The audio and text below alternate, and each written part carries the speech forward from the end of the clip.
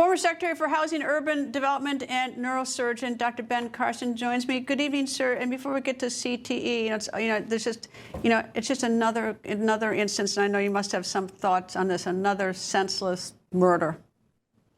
Well, it's horrible. It's good to be with you, Greta. My heart goes out to those families that were affected adversely by this. But it's a real disease, CTE. Whether he had it or not, or whether he just was mentally ill, is unclear. But it is something that is being studied very carefully now. Some progress being made at places like Boston University and Mayo Clinic, and a number of people are working on this.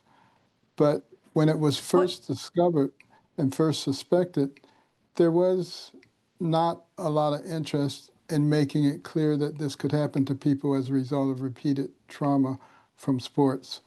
And I think the athletic community has matured to the point where they now take responsibility and have enacted a lot of rules and regulations to try to minimize repeated injuries to the brain.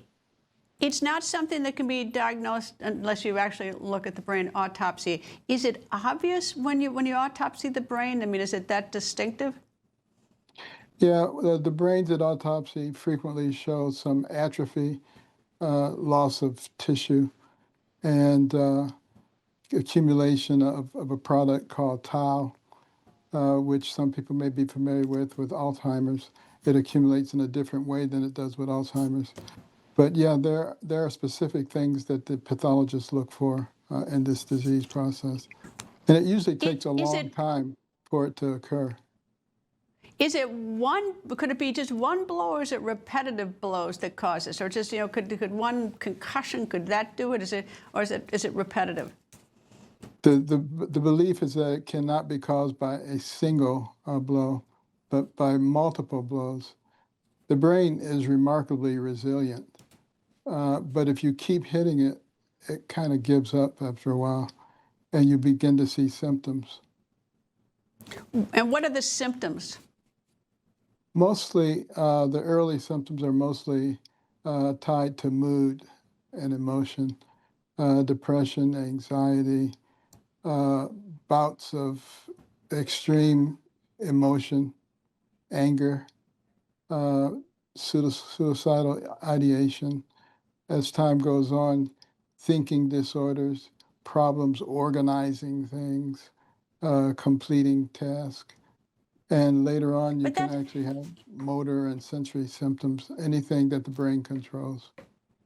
But you talk of those as sort of, not to diminish it, but sort of squishy diagnosis like anger, depression, all those things. I mean, a lot of people who don't have CTE go through that, and some of it seems like life is pretty rough for a lot of people and for a lot of reasons. I mean, it doesn't seem like if I break my arm, I can look at an X-ray and say, look, my arm is broken. But when you talk about depression, anxiety, not completing tasks, boy, that seems hard to diagnose.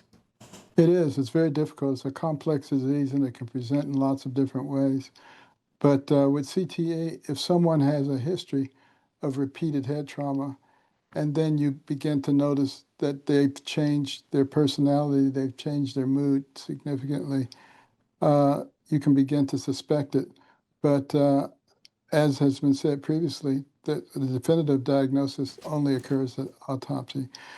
But we're working on ways, maybe some blood testing, getting closer to maybe being able to figure out if there are some things that can be done before autopsy.